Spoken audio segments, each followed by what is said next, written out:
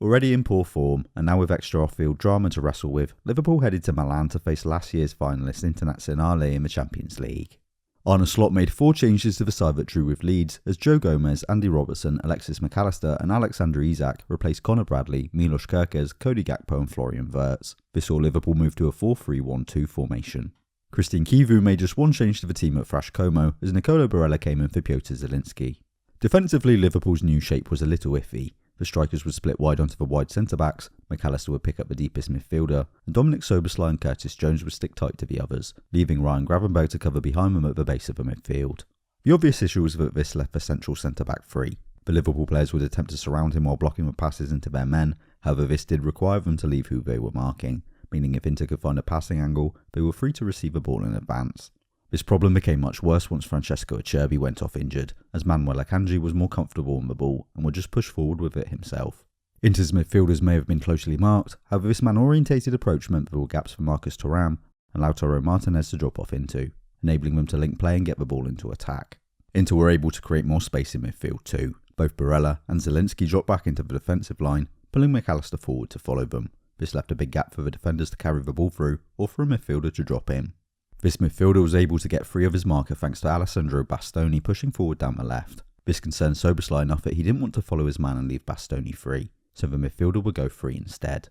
In possession, the new shape was working well for Liverpool though. Having Gravenberg or Jones drop back into defence allowed them to play around Inter's front 2, while they also outnumbered Inter in midfield, 4 against 3. Both Gravenberg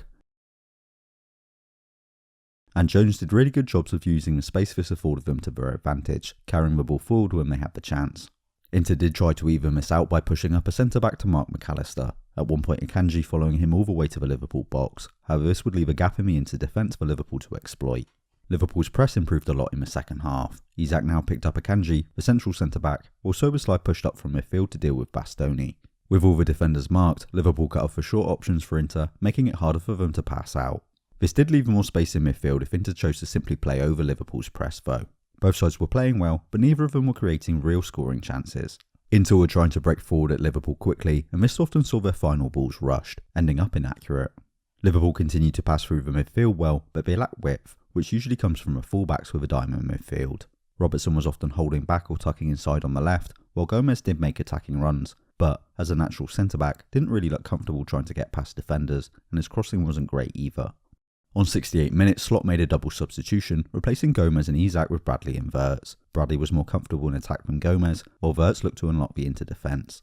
He ended up doing this not with a pass, but by getting fouled. It was soft, yet Bastoni holding his shirt did impede the German from getting the ball, so the referee pointed to the spot, and Soboslai converted the resulting penalty.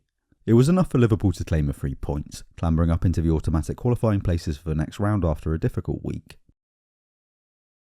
If you enjoyed this video, please like and subscribe to support the channel. This will help show my work to more people and ensure that you see future videos. You can also help me out by sharing this video with people you think would like it. You can keep up with what I'm working on by following on social media, links are in the description, but most importantly by supporting Holding Midfield on Patreon. Without financial support, these videos will simply cease to exist, as they just require too much time and effort. So if you enjoy these videos and would like to see more of them, please consider helping me out financially, and in return you'll get access to exclusive content, as well as early access to those that appear on YouTube. Thanks for watching.